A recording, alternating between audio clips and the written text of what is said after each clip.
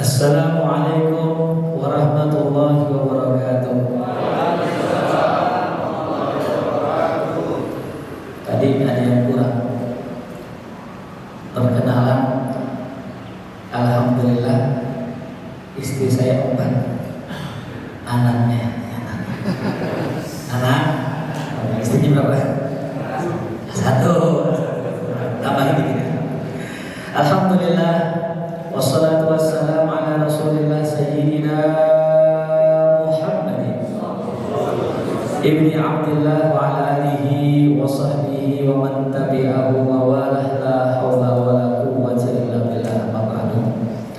Sebelum kita memulai kajian kita, izinkan saya mungkin untuk mengajak teman-teman para jamaah untuk maju sedikit, mungkin biar merapatkan saf ya. Yang perempuan juga boleh, mungkin pada maju biar kelihatan di sini.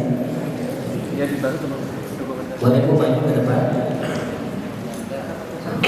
Nah, yang belakang juga boleh. Yang diajar pahalanya separuh pada Bu.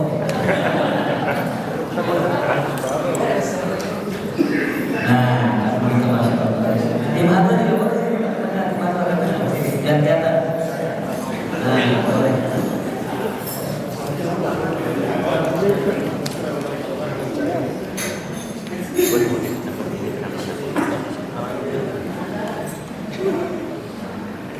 Alhamdulillah, para hadirin yang sama-sama saya hormati, saya muliakan, para pejabat dan pegawai di lingkungan BSSN, juga yang sama-sama saya cintai, para taruna Politeknik Cyber dan Sandi Negara, dan juga seluruh pengurus DKM Masjid Al-Ikhlas kantor BSSN Sawangan. Ambil usulnya yang barusan menyampaikan sambutan Bapak Faris, kita doakan yang banyak umur, sehat walafiat, tambahkan rezekinya, tambahkan istrinya.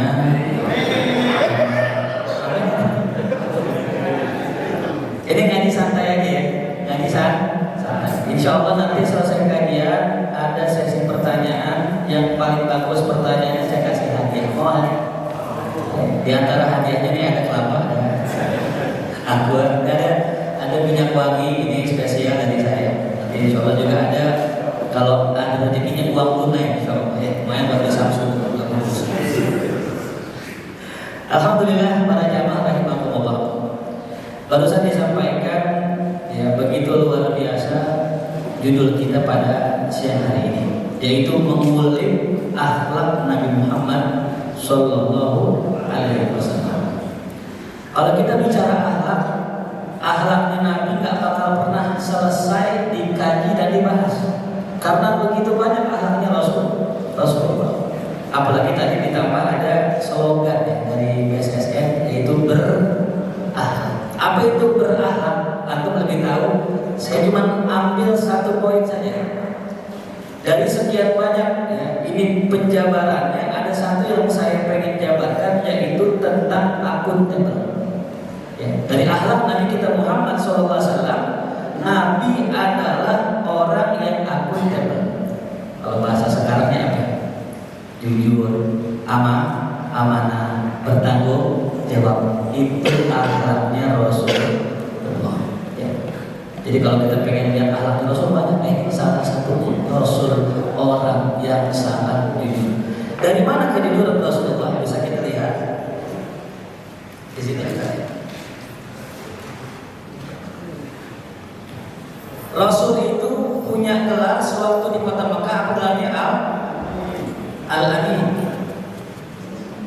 Mengapa baginda Rasul memiliki sifat amanah? Di antara sebabnya adalah Rasul punya seorang ibu.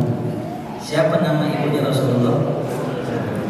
Aminah binti Fulan. Aminah binti Wahab. Aminah binti Wahab. Coba kita bandingkan nama Rasul gelarnya dengan ibunya. Ada nggak kemiripan?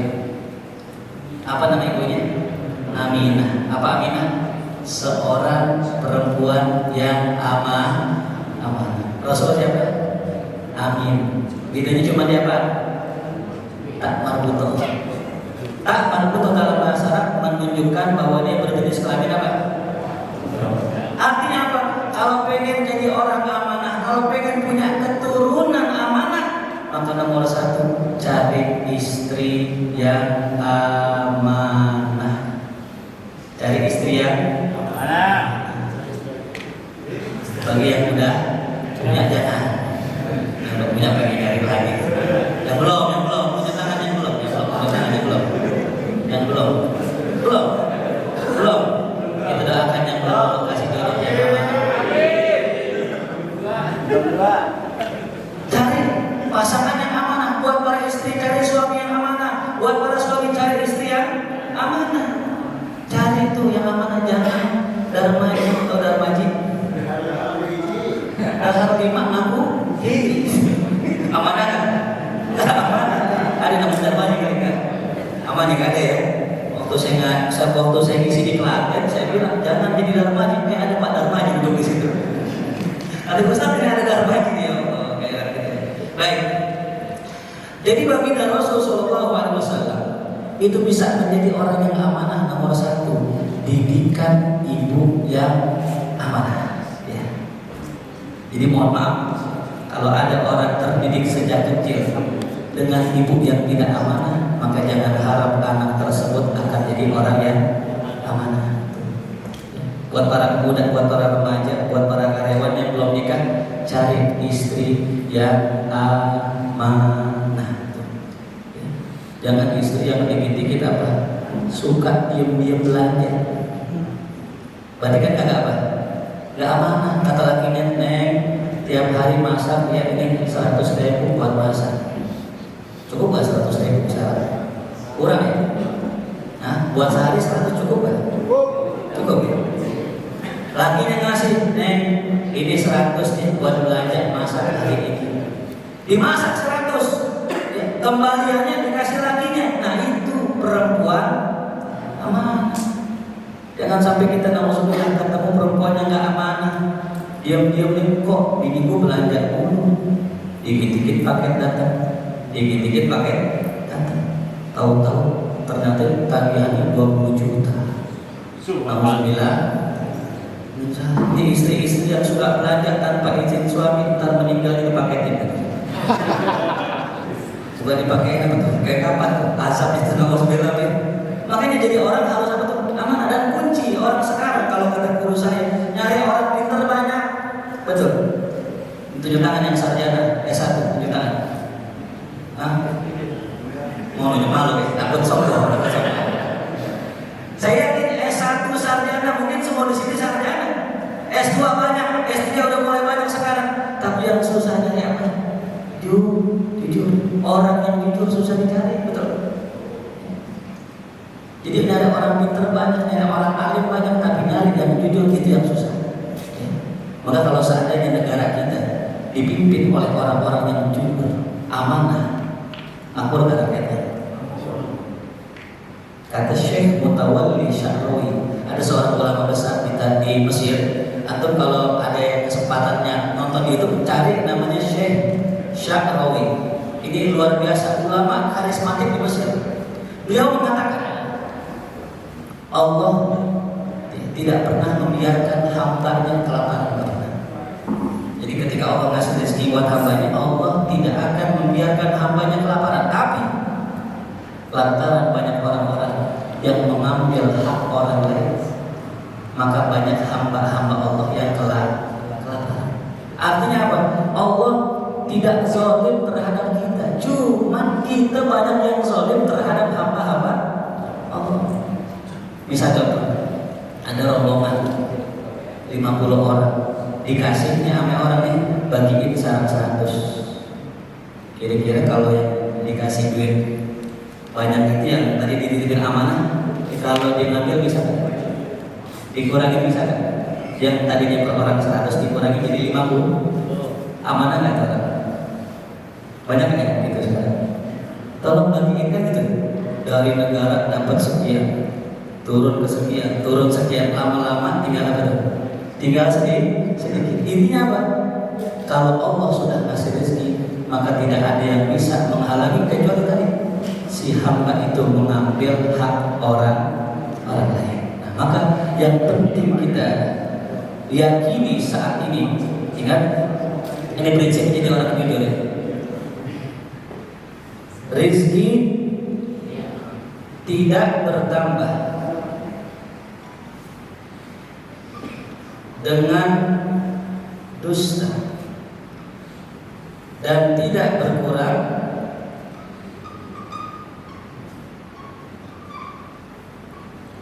karena jujur. Baik, kita baca sama-sama apa? Rezeki tak berkurang, tak bertambah dengan dusta dan tidak berkurang karena ini yang harus kita pegang baik-baik. Yang namanya rezeki nggak bakal nambah dengan kita dusta atau bohong. Karena ya, ada orang beranggapan kalau saya nggak bohong, kalau saya nggak begini nggak bisa dapat rezeki. Jadi kalau kita berbohong, berdusta, mengambil hak orang lain, demi Allah nggak ambil rezeki, tidak menambahkan rezeki. Kan begini, ada orang ketika dia dapat amanah jabatan, akhirnya maaf, dia melakukan satu tindak ketidakjujuran di korupsi. Tapi apa yang dia dapat dari korupsinya? Justru keluarganya, anaknya tidak menjadi orang-orang yang soleh. Jujur ya, yang kita harapkan kan kita punya apa? Istri soleh, anak-anak yang soleh. Bagaimana bisa istri menjadi soleh, anak menjadi soleh? Dari kita memberikan nafkah yang benar. Bisa nggak jadi soleh? Bisa. Makanya prinsip nomor 1, rezeki tidak bertambah dengan kita berdusta. Tak akan nambah. Ustaz, ada teman saya rezekinya nambah, dia korupsi dan sebagainya, berbuat maksiat. Enggak, entar Allah cabut rezekinya lewat sakit. Ya. Banyak orang duitnya banyak, ujung-ujungnya apa? Sakit. Habis buat berobat ke rumah sakit. Atau dia mungkin duitnya banyak, tapi punya anak, maaf, anaknya nggak soleh, suka pakai narkoba, na'udzubillah. Akhirnya apa? Ini anak mengalami kesialan. Dia merugiin orang, bahkan masuk rumah sakit, bahkan kadang masuk kandang ke kantor polisi. Akhirnya duitnya habis buat nebus itu. Belum lama kita lihat ada pejabat pajak yang anaknya tersangkut kan kasus, habis kan? Jadi cari rezeki jangan sekedar rezeki yang halal, tapi cari rezeki yang berkah. Bagaimana cara kita mendapatkan rezeki yang berkah? Tadi, rezeki yang berkah harus didapat dengan cara yang benar. Hal jazaa'ul ihsan illa ihsan, kata Allah dalam Al-Quran. Tidak ada hal jazaa'ul ihsan, tidak ada balasan, tidak ada balasan kebaikan illa ihsan, kecuali kebaikan. Ini prinsip kita. Jadi kalau kita pengen dapat kebaikan, berbuat baik ke orang. Jangan pernah kita sekali-kali berbuat baik.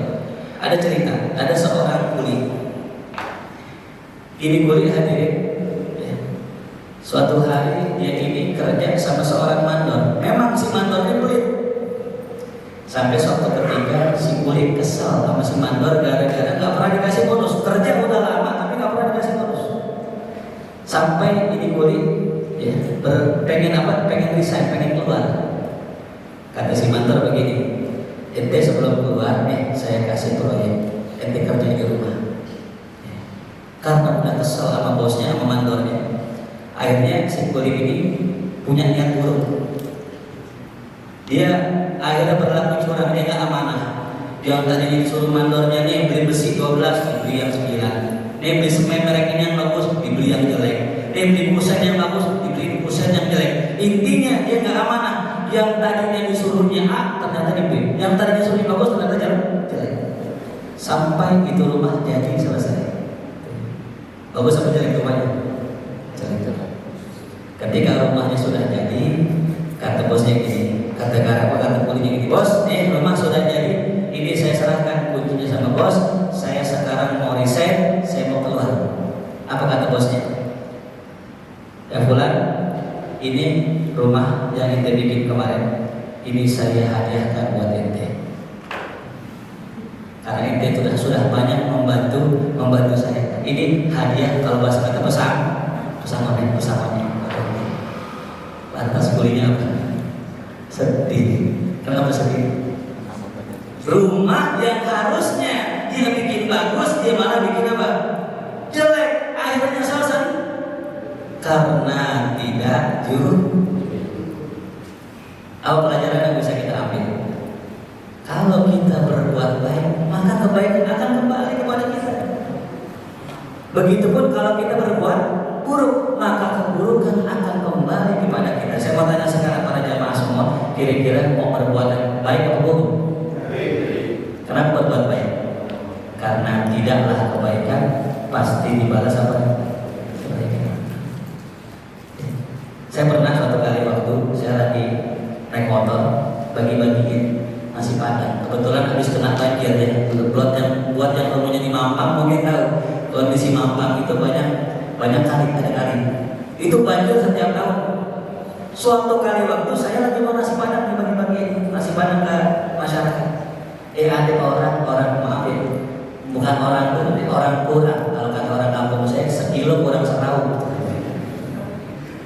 Lagi bawa sepeda, saya tanya mau kemana? Ini mau jualan susu. Oh ya, di kantong ada 20.000. Saya kasih 20.000. Oh ya, makasih Ustaz ya.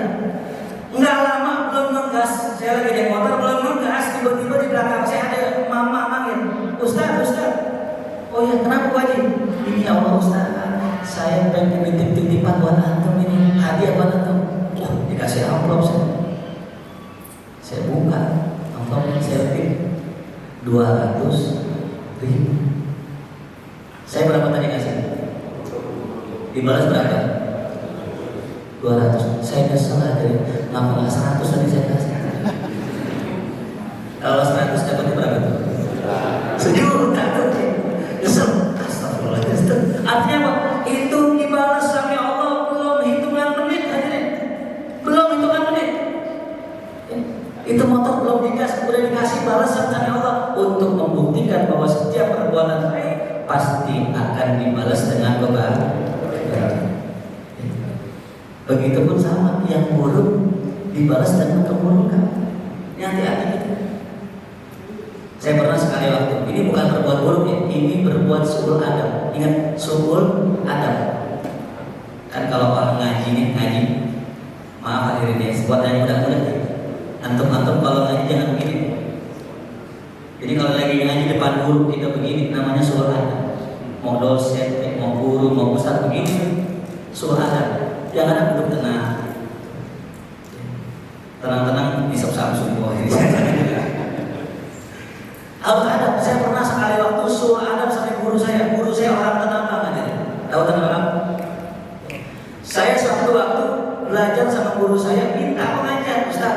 Saya pengen belajar nahwu sorong, belajar bahasa Arab kitab kuning. Saya minta sama beliau akhirnya izinkan saya, beliau buka pengajian, buka kelas hanya untuk saya. Gara-gara saya buka kelas dan beliau ajak teman-temannya sehingga terkumpullah kurang lebih 20 orang. Kenapa bisa kumpul? Saya yang minta Ustaz ajarin saya dong dibikin pengajian. Emang dasar murid kurang adab ini. Hari pertama saya datang, banyak yang ngaji 20 orang. Hari kedua saya datang ke Tenabang, dari Mampang ke Tenabang, ternyata sampai Tenabang pengajian libur. Udah hujan, basah. Ternyata sampai sana pengajiannya libur. Kecewa dong kita. Jauh-jauh jalan libur. Minggu depan karena kemarin kecewa, datang nggak? Nggak datang, libur. Saya nggak ngaji. Minggu depan libur, saya nggak ngaji. Padahal kita siapa? Harusnya kan yang minta pengajian yang hadir kan, yang tanggung jawab yang pengajian. Saya nggak ngaji. Sampai sebulan saya nggak ngaji. Akhirnya pengajian libur sendiri. Udah bubar. Kenapa saya nggak pernah datang? Padahal saya minta. Itu perbuatan suul adab hadir. Mungkin ya kalau di sini misalnya ada jamaah kita, saya ngajar kajian rutin di BSSN. Ternyata yang kita ngajar malah nggak ngaji. Ini namanya apa tuh? Suul. Ternyata hadirin itu kejadian 2011. 2000 dibalas oleh Allah 2020. Dibalas. Saya masih ingat tuh. Saya bilang begini, saya udah nggak mau buka kelas bahasa Arab lagi, saya udah nggak mau ngajar lagi. Saya biarin murid-murid saya ngajar. Ada murid saya, Ustaz, saya pengen ngaji sama antum, pengen belajar sama antum. Saya lihat yang minta, memang murid saya banget orangnya baik karena ente nih ya, buat ente, aneh buka kelas, gara-gara dia satu orang itu. Akhirnya saya buka yang ngaji cukup banyak, hampir 20 orang. Ini yang tadi minta datang hari pertama, hari kedua, minggu kedua nggak datang. Minggu ketiga nggak datang. Minggu keempat nggak datang. Akhirnya apa? Ubah. Saya baru ingat, ya Allah, ingat dulu pernah minta pengajian, tapi saya tidak tanggung suul adab dibalas suul adab. Jadi jangankan berbuat jahat, jangankan mukul orang, jangankan zalimin orang, kita cuma buruk adab sama guru dibalas. Apalagi durhaka sama orang. Ada satu kisah dalam kitab Tanbihul Ghafilin, ada seorang bapak petani sedang dikebukin di tengah sawah oleh anaknya. Ada ulama datang lihatnya, jangan gebukin orang tua, itu orang tua. Kata tuh bapak, biarin pak, biarin nggak apa-apa, biarin dipukulin saya nggak apa-apa. Selesai dipukulin, itu bapak dalam kondisi memarah sekali. Itu diajak ngobrol sama ulama, ditanya, Pak, mohon maaf, tadi bapak dipukulin kok diem aja nggak respon? Begini Pak, dulu saya masih muda, saya pernah dan bahkan sering mukulin bapak saya di tempat ini. Ternyata di masih muda tuh bapak pernah mukulin bapaknya di tempat ini. Sekarang saya dibalas sama anak saya. Sallallahu alaihi Muhammad. Pelajarannya apa? Sekecil apapun perbuatan yang kita kerjakan, faman ya'mal mithqala dzarratin khairan, siapa yang berbuat sekecil atom kebaikan, dia pasti akan mendapatkan balasannya. Maaf, sekedar nyebrangin nenek-nenek dapat balasannya. Saya mau tanya, berat apa susah? Ringan apa susah? Nyebrangin nenek-nenek ringan apa susah? Ringan. Cuman pastikan nenek-neneknya belum bergerak. Ada nenek-nenek kita pegang, nenek nyebrang seberangin. Hampir nyebrang diketok pakai tong, katanya dasar punya tolol. Udah nyebrang terus seberangin lagi. Maka pastikan tanya dulu, nek mau nyebrang? Iya, cuk, seberangin begitu, jangan main seberangin aja. Iya. Dan jadi hadirin rahimakumullah, faman ya'mal mithqala dzarratin khairan wa may ya'mal mithqala dzarratin syarran, yang berbuat keburukan sekecil atom dia akan mendapatkan balasannya. Nah, jadi hadirin, kita jangan ragu-ragu lagi berbuat baik, jangan ragu-ragu lagi berakhlak mulia. Kenapa? Pasti dibalas oleh Allah. Kata Imam Haddad, siapa orang yang masih muda dia cium tangan orang tua, nih maaf ya, kalau zaman sekarang anak-anak muda udah jarang yang praktek. Ini buat para adik-adik kita ya, Masya Allah. Berapa umurnya sekarang? 21. Oh, beda 2 tahun sama saya, Masya Allah. Dan 20 masih kena 20 kan Bu ya? Alhamdulillah. Ini nih, anak-anak muda nih kalau begini cium tangan seniornya, cium tangan abangnya, cium tangan yang tua, insya Allah umurnya panjang. Ini kata Imam Haddad, anak muda yang suka hormatin orang tua, respect sama orang tua, cium tangan yang tua, umurnya akan dipanjangkan sama Allah. Biar apa panjang? Biar pas dia tua nanti dibalas sama Allah, dia punya junior cium tangan dia. Pengen gak gitu? Pengen gak nanti punya junior yang hormat sama senior? Pengen gak? Mulai dari sekarang harus hormat sama senior. Cium tangan gak apa-apa, walaupun bawa ikan tongkol apa-apa. Walaupun bawa ikan teri gak apa-apa. Yang penting kita cium tangan, hormatin yang tua. Kenapa? Ntar kita pas jadi orang tua akan dihormati sama yang. Pernah gak lihat ada masjid yang orang tuanya ribut dulu sama anak muda? Anak muda bikin maulid ribut sama yang tua bikin acara ribut sama yang muda. Pernah gak lihat begitu? Tahu sebabnya apa? Kenapa orang tua yang ngurus masjid kadang sering ribut sama yang muda? Karena di waktu muda sering ribut dengan tua. Masih muda, masih junior, ributin senior dulu, dicela-cela seniornya. Bikin acara sih bikin acara, itu yang suruh nyuci piring, bikin apa lagi, nyuci piring lagi, sekali-kali pegang berkat lagi. Diprotes dulu senior, akhirnya apa? ketika dia menjadi senior, juniornya selalu protes. Maka kita jadi junior udah kalau aja. Disuruh main hadro, disuruh main drum, disuruh lompat, disuruh jemput, nurut aja udah. Kenapa? Lagi kita kan jadi senior, bro. Dan kita ketika menjadi senior, junior kita itu akan berlaku sebagaimana kita. Makanya saya dulu ngaji punya guru luar biasa, guru saya baik banget. Anak muda nih kalau bikin pengajian itu maaf, kadang-kadang lebih senengan nongkrong di Circle K daripada nongkrong di majelis. Saya pernah sekali waktu ngisi Bangka itu, ada orang Bangka itu. Malam minggu saya ngisi kajian di masjid seperti ini, itu luar biasa. Jamaahnya itu jamaah generasi wal asli. Udah pengen kena negeri itu. Orang tua dulu yang kalau ngaji nyender dari tembok. Ya, ini bukan ngaji apa?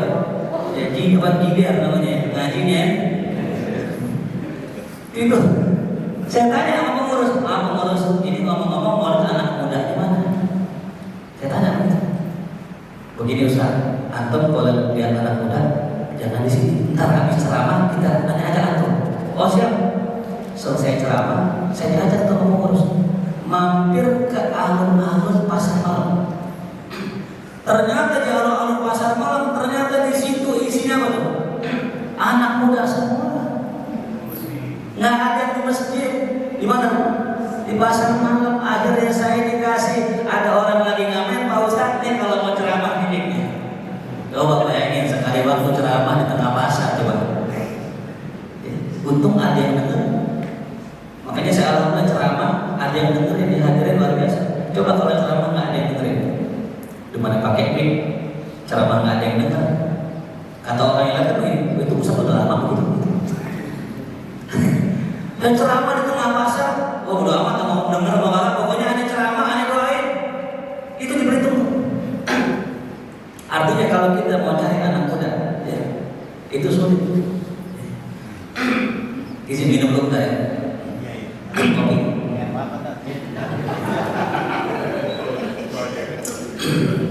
Nggak kode, kalau ada kode aja tidak apa-apa ya.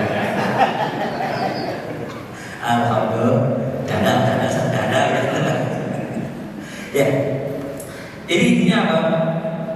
Kalau kita sudah yakin bahwa kebaikan pasti dibalas kebaikan, keburukan dibalas keburukan, maka kita pasti akan berbuat baik karena udah pasti nanti kita akan dapetin.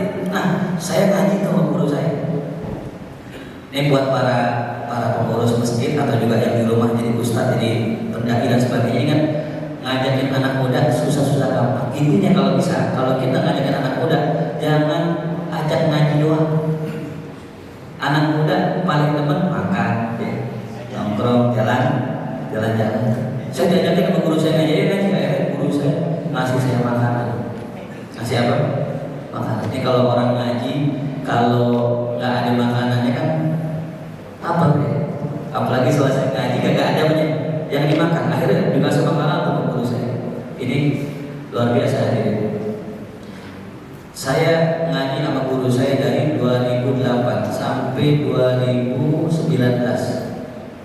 Itu nggak pernah saya ngasih hadiah ke guru saya, nggak pernah. Karena guru saya saking banyak saya dikasih hadiah. Justru kita murid yang dikasih hadiah. Sampai 2018 saya berpikir, ini kalau ngaji boleh nggak ngasih hadiah, bagaimana? Saya balikin. Setiap pelajar saya kasih amplop. Setiap pelajar saya kasih amplop. Emang isinya nggak gede. Kadang ya ada 50 saya kasih 50, ada 100 saya kasih 100. Pokoknya sebisa saya. Kebetulan guru saya rokoknya mir waktu itu. Ya, karena guru saya ngerokok, saya bawain apa? Rokok. Nih hadirin kalau guru seneng apaan, bawain yang dia seneng. Subhanallah hadirin. Saya ngajar dari 2011. Itu nggak ada yang ngasih saya hadiah. Tapi pas saya ngasih hadiah ke guru saya rutinin ngasih hadiah, bebal. Saya punya murid datang ngasih hadiah, datang ngasih hadiah. Bahkan sampai pas musim Covid yang Ustaz gak ada kerjaannya, ngajar kagak, ceramah kagak, khotbah kagak. Ternyata subhanallah murid-murid saya datang tiap hari bawa makanan, beras aman, ya banyak makanan, indomie, berkat minyak semua ada di rumah. Kenapa? Karena berbuat dusta, yang bohong, yang khianat akan dibalas dengan khianat. yang punya istri kan, jangan sekali-kali khianatin istri kita. Siapa yang khianat dengan istrinya, entar istrinya berkhianat sama dia. Coba-coba kita lihat, misalnya udah punya istri tapi demen banget WhatsAppin janda sebelah. Ini saran saya, jangan mau namanya janda sebelah doang yang enak.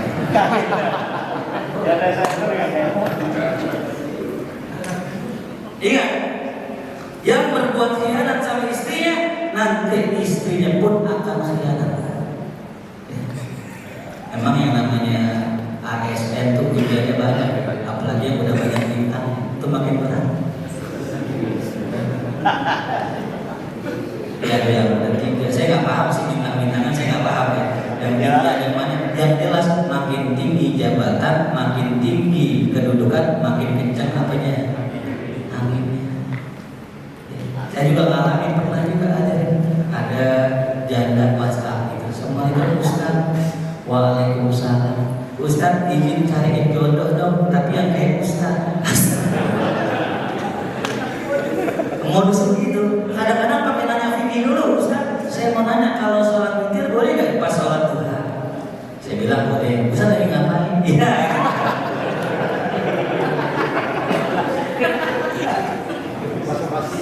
Macam-macam modusnya, makin tinggi, makin dikenal, makin berat ujiannya. Dari mulai janda sampai pernah kejadian hadirin santriwati baru lulus pesantren minta cariin jodoh, ujung-ujungnya akhirnya udah Ustaz aja mau nggak gitu. Allah, berat kalau dia hadirin. Berat. Akhirnya alhamdulillah saya minta sama Allah kekuatan lewat sekarang. Dipuji lagi dong yang lebih gede hadirin. Pokoknya makin tinggi jabatan makin apa? Ingat, kalau kita setia sebagai seorang suami, ya, itu orang-orang yang japri kita cancel, insya Allah istri kita pun sama. Pengen nggak punya istri yang setia? Ibu pengen nggak punya istri yang setia? Suami yang setia, pengen nggak? Apalagi suami yang istiqomah, pengen nggak punya suami yang istiqomah? Pengen nggak? Kayaknya kurang pengen ya. Mau istri suami yang istiqomah? Tahu istiqomah apa? Istrinya 3 dikontrakin rumah.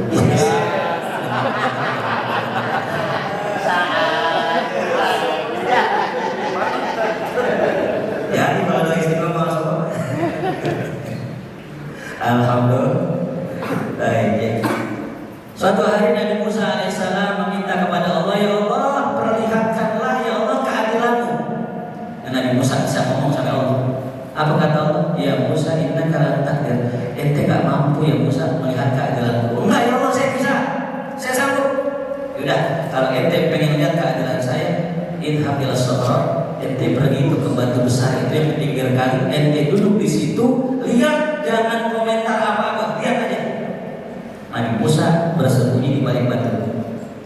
Dilihat kemudian datang ada seorang anak muda, pangeran, naik kuda, turun ke tepian sungai, dia mandi, dia bersih-bersih. Nah ternyata dia punya kantong duit ketinggalan di situ. Selesai rapi bersih-bersih, dia jalan, kantong duitnya ketinggalan. Jalan tuh anak raja pangeran tadi. Tiba-tiba gak lama datang anak kecil berdua sambil joget-joget, sambil girang-girang dia main ke pinggir kali. Dilihat ada kantong duit. Lah, ada duit, diambil sama dia, dipungut, girang dipulang ke rumah, dibuat jajan. Padahal itu duit banyak banget itu. Gak lama ada orang tua udah renta, dia diam di situ sambil dia bersih-bersih di situ. Kemudian dia duduk di tepian sungai itu, tiba-tiba yang pangeran tadi sadar duitnya ketinggalan. Dia balik ke sungai, dilihat ada orang tua, ditanya, Pak, Bapak lihat duit saya tadi? Enggak, saya nggak lihat apa-apa. Bapak jangan bohong. Dia kekeh, nggak juga karena merasa nggak ngambil. Akhirnya tuh anak muda kesal tuh pangeran, dinusuk tuh orang tua tadi. Nah, disinilah Nabi Musa mulai mengeluh. Apa dia bilang? Ya Allah, yang ngambil bukan apa? Bukan orang tua, yang ngambil siapa tadi? Anak kecil. Engkau nggak ada ya Allah yang harus ditusuk, anak kecil yang ngambil duit. Ya kenapa orang tua yang ditusuk?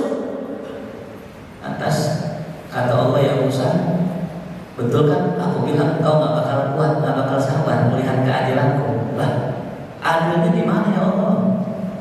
Apa kata Allah? Wahai Musa, ketahuilah itu pangeran yang tadi pertama datang, dia punya ayah. Ya, itu ayahnya mati gara-gara itu kakek-kakek yang dulu adalah ajudannya. Dia berkhianat kepada raja, akhirnya apa? Gara-gara ajudannya berkhianat, sang raja terbunuh. Sekarang anaknya membunuh si ajudan. Nyawa dibalas dengan ada kan? Yang kedua, terus kalau yang anak kecil yang bawa duit, ya dulu si raja pernah ngambil duit daripada ayahnya anak kecil, dirampas hartanya. Sekarang anak kecil ngambil duit anaknya si raja. Harta dibalas dengan harta, nyawa dibalas dengan nyawa. Tuh ada nggak? Ada. Makanya mulai diserang ibu-ibu, bapak-bapak kalau pengen punya anak yang berkah dan banyak duitnya, mulai dari sekarang nabung, Pak, nabung. Kenapa nabung? Nabung dalam bentuk apa? Sedekah. Karena apa yang kita sedekahkan dan tidak dibalas Allah ketika kita hidup, pasti akan dibalas kepada anak keturunan kita. Tuh. Jadi ciri orang yang anaknya akan sukses adalah ayah ibu yang suka bersedekah. Tahu nggak di dalam surah Al-Kahfi ada kisah anak yatim? Ya? Nabi Khidir kan yang pertama ketemu apa itu? Perahu dibolongin. Yang kedua anak kecil ya, dibunuh. Yang ketiga apa? Ada anak yatim punya harta disimpan di tembok, temboknya mau rubuh. Kalau seandainya temboknya rubuh, hartanya kelihatan. Dirapihin sama Nabi Khidir biar tembok ini rapi lagi, biar hartanya nggak ketahuan, sehingga saudara-saudara dari ini anak agak bakal merebutin harta. Nah katanya, kata Allah, wa kana abuhuma shalihan. Ini dijagain hartanya, harta si anak kecil oleh Allah karena bapaknya ini orang soleh. Nah kata mufassirin, ini bukan bapaknya yang punya harta ini. Ini yang punya harta kakek ketujuh. Kakek ketujuh. Artinya apa? Ini kakek ketujuh. Ketika dia menjadi orang soleh, maka 7 turunannya akan dijaga sama Allah. Kalau antum kita semua jadi orang soleh, insya Allah 7 turunan kita akan dijaga sama Allah. Maka bisa jadi, maaf ya, ini kalau masuk sini kira-kira persaingan ketat nggak sih? Ada persaingan nggak sih? Ada seleksinya nggak sih? Pertanyaannya, kenapa antum terpilih? Bisa jadi kita terpilih karena jasa, kebaikan, kesolehan orang tua. Makanya maaf hadirin, jangan sombong dengan pencapaian kita. Maaf, saya pribadi, saya juga nggak paham, saya juga nggak tahu kenapa Allah minta saya, Allah izinkan saya mengajar di banyak tempat. Saya mengajar di Mabes Polri. Teman-teman saya bingung, kok bisa kita ngajar di situ? Di situ yang ngajar doktor, profesor. Saya masih S1. Tapi kenapa bisa ngajar di sana? Saya ngajar di Kuitang, Masjid Arya Kuitang, pusat di Jakarta. Kenapa bisa ngajar di sana? Saya nggak tahu. Itu pasti bukan karena kehebatan saya, yang hebat banyak. Tapi saya yakin itu pasti karena berkah kesolehan orang-orang tua kita. Mungkin yang antum nggak tahu, saya punya orang tua, alhamdulillah semoga Allah kasih umur panjang sehat afiat. Itu kalau malam jam 3 udah bangun. Pokoknya sejam sebelum subuh udah pasti bangun. Bukan ustaz, bukan. Bapak saya pedagang, wira swasta. Jam 3 udah bangun, ngapain? Gelar sejadah, sholat, baca Quran sambil sholat. Tapi subhanallah Pak, semua adik-adik saya, keluarga saya semua alhamdulillah di pesantren semua. Padahal bapak saya bukan ustaz. Tapi banyak Pak, ustaz, kiai, anaknya malah nggak mau nyantren. Pernah nggak lihat gitu? Maka saya katakan tadi, apa sih yang kita cari? Harta banyak? Bukan. Yang kita cari bahagia, betul? Betul. Percuma duit banyak tapi kagak bahagia. Makanya maaf nih, yang ahli hisab ada nggak di sini? Tunjuk tangan yang ahli hisab. Apa malu-malu? Nggak ada, semua nggak mau kan?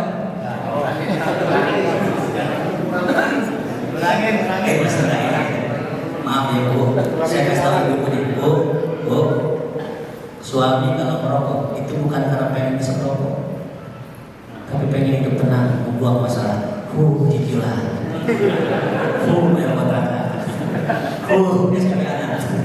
Bukan sepertinya bukan pengen ngerokok, ini hilangin masalah, betul nggak? Iya. Maka temannya rokok, kopi hitam.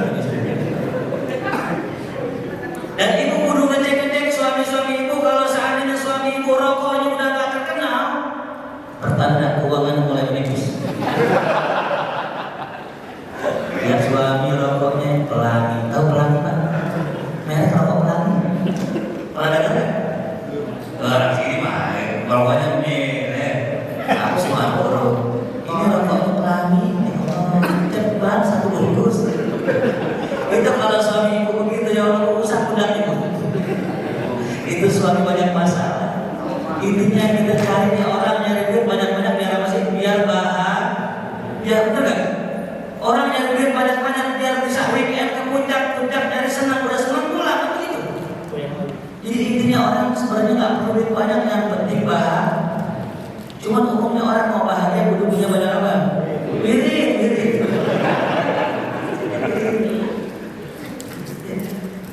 Sekarang saya mau kasih tips. Sebenarnya bahagia itu nggak mesti punya banyak duit. Yang penting cukup.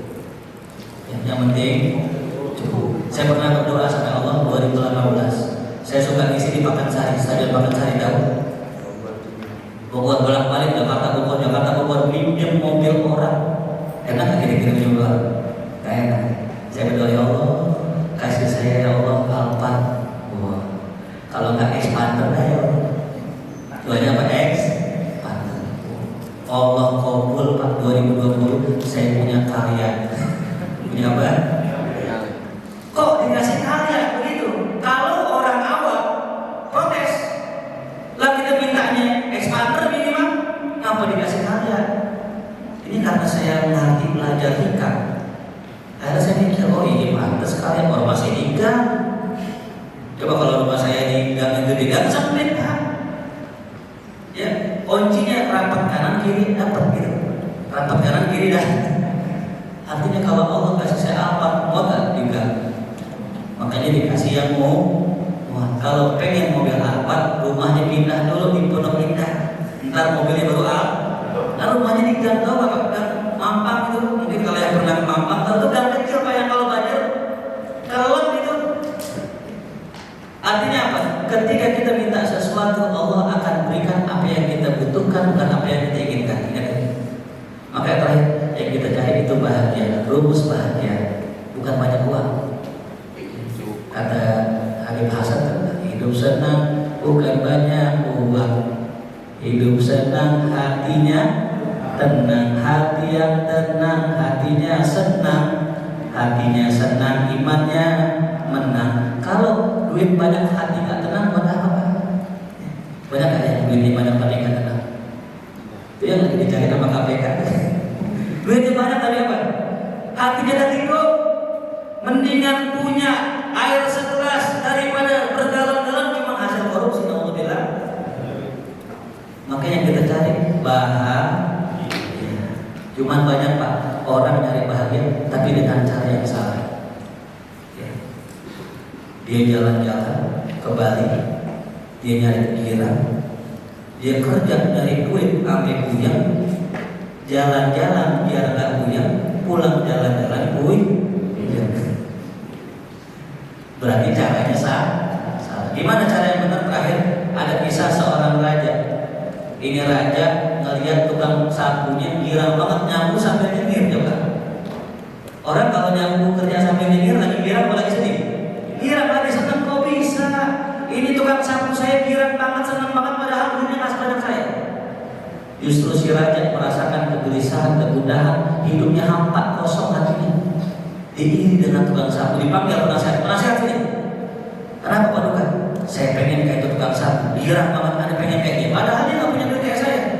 Padahal dia tukang sapu, kenapa bisa lebih girang daripada saya? Oh gampang Pak Duka, Anda siapkan duit 100 dinar. Oh ada, ambil. Disuruh ambil, selesai nih, saya kasih 100 dinar. Baik raja, saya akan bikin raja bahagia. dikasih 100 dinar tadi oleh saranya, diambil sama penasehat, dikurangin 1 dinar, jadi berapa? 99. Dikasih ke tukang sapu, tukang sapu sini, ini ane kasih ente 100 dinar, padahal isi berapa tadi? 99. Itu tukang sapu girang banget, pulang lompat-lompat, lari-lari, buru-buru ke rumah, dia hitung duitnya berapa tuh? 2, 3, 4. Ternyata isinya cuma berapa? 99. Padahal yang berapa?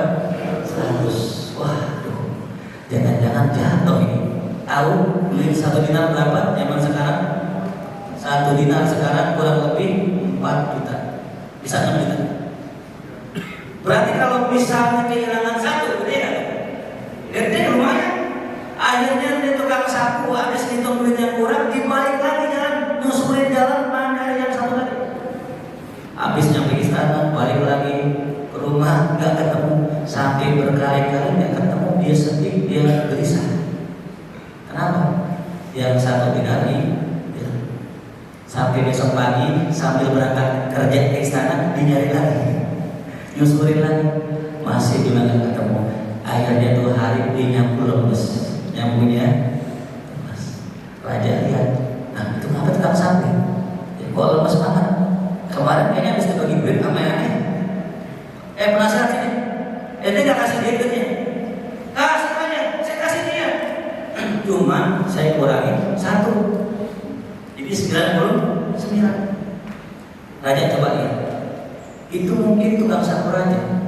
Pas pulang ke rumah dihitung duitnya, pas didapatkan ternyata cuma 99, kurang 1. Mungkin dia gelisah gara-gara kehilangan 1 dinar.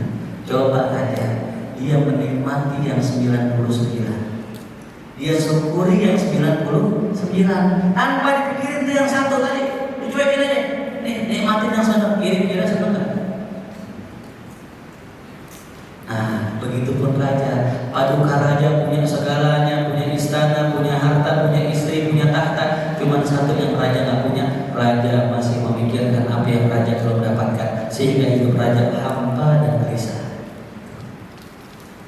Betul kan? Sama nih. Belum kawin, pengen punya istri, gelisah. Tiap hari lihat langit kapan gue kawin. Lihat teman walimah kapan ada kawin. Pas udah kawin gelisah lagi. Kok lo udah kawin murung-murung? Dia belum punya anak. Gelisah. Padahal yang harusnya kita yang masih jomblo nikmati. Banyak jomblo sini. Nikmati. Belum punya istri, apalagi yang baru berdua, nikmati itu.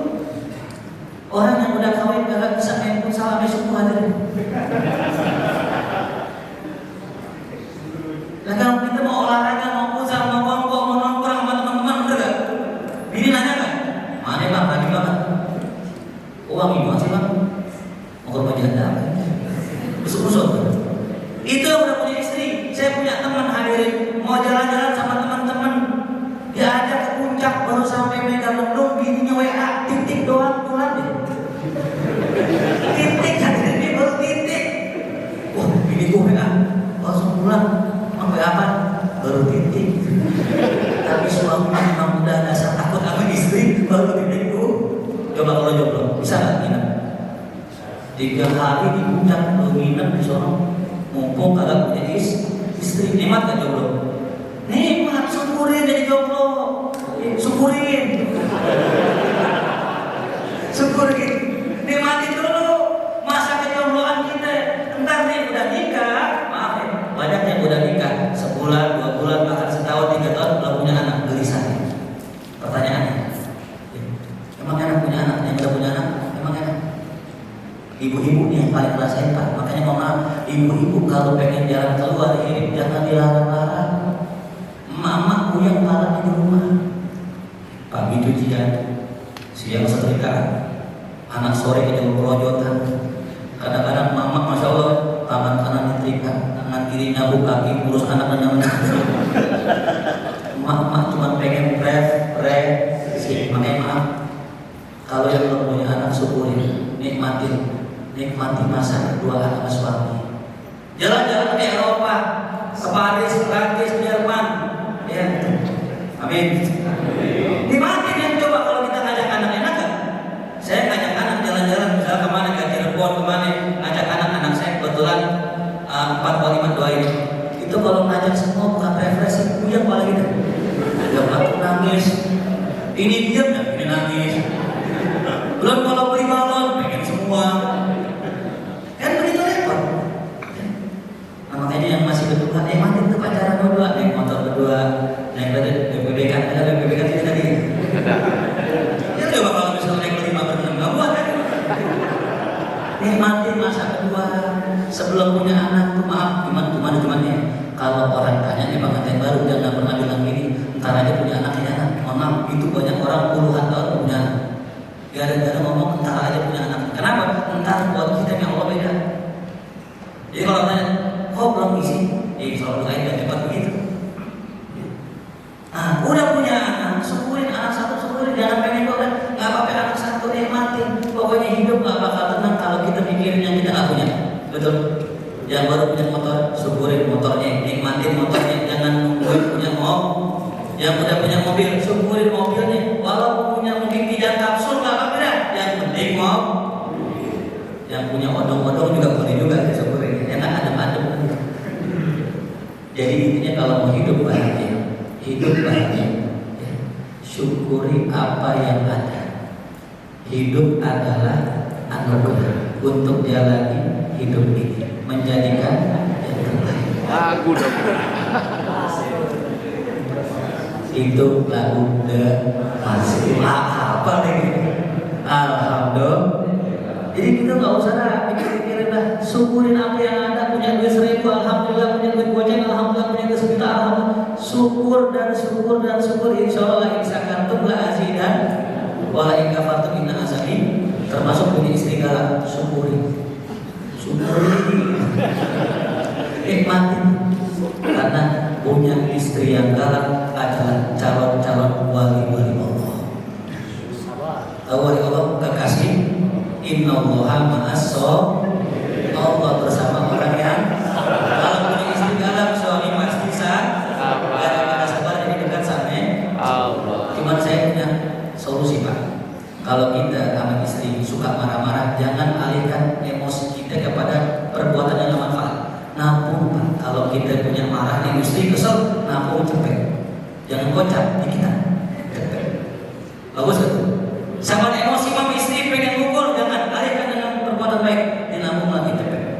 Marah lagi, nampung cepet. Istri makin ngomong kita sabar, nampung cepet. Udah kumpul cepet-cepet banyak cari istri lagi soalnya.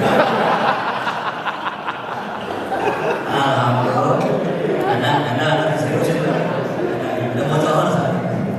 Jadi intinya kita harus banyak-banyak bersyukur. Cara jadi orang yang bersyukur adalah menikmati apa yang Allah kasih, jangan mencari-cari apa yang belum kita punya. Baik, cukup sampai sini kayaknya kita udah setengah 12. Sebelum tadi saya janji katanya mau kasih hadiah, mungkin ada 1-2 pertanyaan, dipersilakan yang pengen bertanya. Saya kasih hadiahnya, ini hadiah luar biasa. Baik, Pak silakan.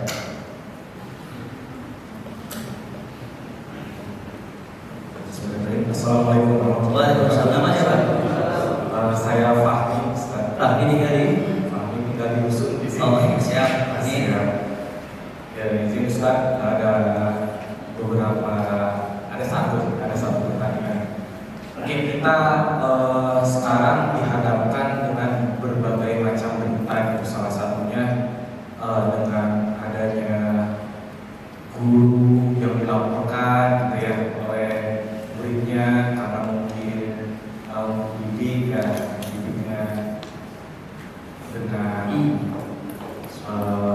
mungkin kekerasan, kan mungkin pandangannya mendidik gitu ya, Ustaz. Lalu ada mahasiswa yang dikeluarkan dari sekolahnya gara-gara melakukan pungli dosen dan lain-lainnya, kan menurut saya itu salah satu sifat akuntabel yang tadi sempat dibahas juga. Nah Ustaz, di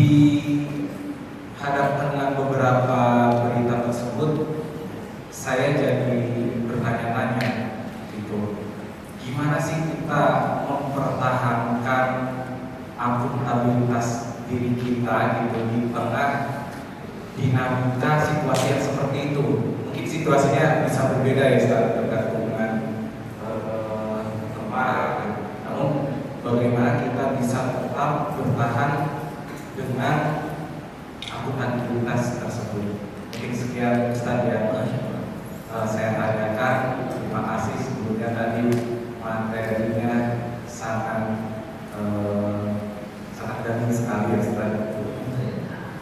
Baik, jazakallah. Waalaikumsalam warahmatullahi wabarakatuh. Bapak ini ya intinya di tengah ya luar biasanya arus global kita saat ini, bagaimana gempuran-gempuran dari luar itu bisa menyerang kita. Intinya satu, yang pertama, kita harus berpegang teguh dengan ajaran Allah. Karena kata baginda Rasul, nanti di akhir zaman orang memegang sunnah ya, menjadi orang yang akuntabel itu ibarat kata memegang api bara api. Dipegang panas, dilepas tapi harus dipegang. Ya, makanya kita harus punya ya iktimat Allah, berpegang kepada Allah, pertahankan value dan nilai kebaikan dimanapun kita berada, maka Allah tak bakal sia-siakan kita. Maaf ya, jadi untuk jadi karyawan yang jujur itu memang mudah-mudahan sulit. Kalau kita kadang terlalu jujur juga, nggak bagus. Kadang-kadang ada orang nggak senang sama kita, tapi prinsipnya ya bohong dibolehkan, cuman nanti kita bahas pertemuan yang akan datang mungkin ya. Bagaimana bohong-bohong itu dibolehkan gitu. Tapi mempertahankan kejujuran adalah nomor satu. Dan jangan pernah kita merasa takut miskin lantaran kejujuran kita. Tapi kita juga harus bersiasat. Ya harus bersiasat. Zaman sekarang ini harus pandai bersiasat. Imam Ahmad bin Hanbal, gurunya muridnya Imam Syafi'i, suatu hari pernah lagi ngajar.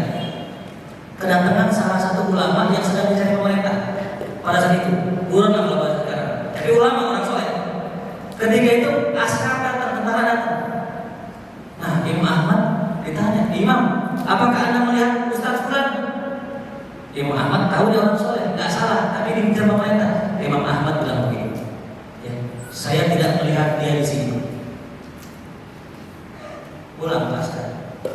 Bawa ya Imam Ahmad? Enggak, jujur. Saya tidak melihat dia di sini. Di sini. Di situ ada kan? Ada. Di sini nggak ada. Ya, saya tidak melihat dia di sini. Di sini ada nggak? Nggak ada. Di sini ada nggak? Nah, itu namanya bohong yang dibolehkan. Maka terkadang kita untuk bertahan ada seni-seninya nanti ya. Mungkin panjang lagi nih. Ya. Jadi kebanggaan jujur juga jangan. Maaf, kadang-kadang kebanggaan jujur jadinya ada domba ya. Ada orang cerita ke sini disampaikan jujur banget disampaikan. Jadi ada domba. Ya. Nah, jadi ini ilmu yang mungkin nggak cukup satu pertemuan ini. Nanti insya Allah Pak Mami kita bahas lagi. Intinya orang jujur Allah sayang. Insya Allah kalau orang jujur akan memasukkan dia ke dalam surga. Karena yang tidak bir, kejujuran itu pasti mengarahkan orang kepada kebaikan. Karena bir yang dirajanya. Orang jujur pasti masuk surga. Begitupun kebohongan. Satu kali kebohongan akan menimbulkan kebohongan yang lain. Yang kawin diam-diam bisa kan? Bisa. Tapi ntar akan menimbulkan kebohongan yang lain. Mau kemana sih ya? Ini mau ceramah di Bekasi. Padahal nggak ceramah. Ternyata mampir ke rumah pos 2. Pulang ditanya ya, kok ceramah malam banget sampai jam 2? Iya ada muhasabah di pagi. Sekalian dia mulai. Bohong nggak? Bohong, makanya mulainya dengan jujur. Tapi kalau jujur sama istri pengen kawin lagi, silahkan coba. Paling istri diam seminggu. Istri saya pernah bilang gini, Boy, kamu mau nikah lagi? Kata saya gini, terserah sih. Oh, mau nih jadinya? Iya, seminggu dia mesti datang. Intinya kalau begini nanya, mau kawin lagi? Itu pertanyaan jebakan, jangan dijawab. Mending bawa udah, lagi mungkin kita sekolah. Kami hebat banget ya. Lagi satu mungkin apa dari apa? Ya, apa tuh? Api yang masuk ke kita dan bercampur itu yang sulit. Pernah dulu saya waktu menjadi guru tahun 2012 dikasih duit, Pak, ini ada uang apa?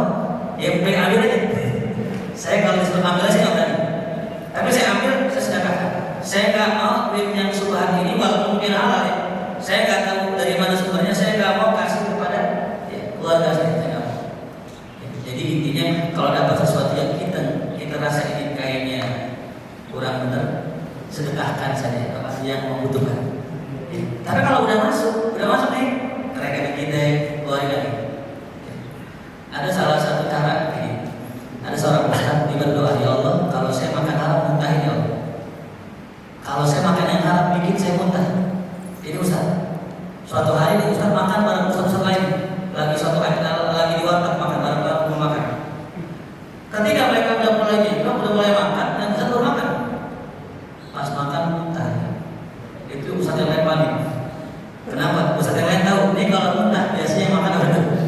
Yang makan haram. Ya, jadi boleh kita berdoa, ya Allah, kalau ada makanan yang haram di badan saya, muntahkan ya Allah.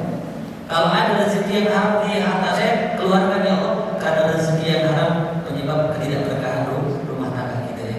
Jadi kenapa banyak sekarang, maaf, ada anak-anak yang melawan sama orang tua, ada istri yang melawan sama suami. Coba lihat dari mana sumber rezeki ini. Apalagi pas lagi main handphone diri, bunyi cering, nah, mengikut kakek Zeus. Apa itu? Slot. Banyak nggak sekarang yang slot? Nggak ada sekarang ya. Ntar lagi kali.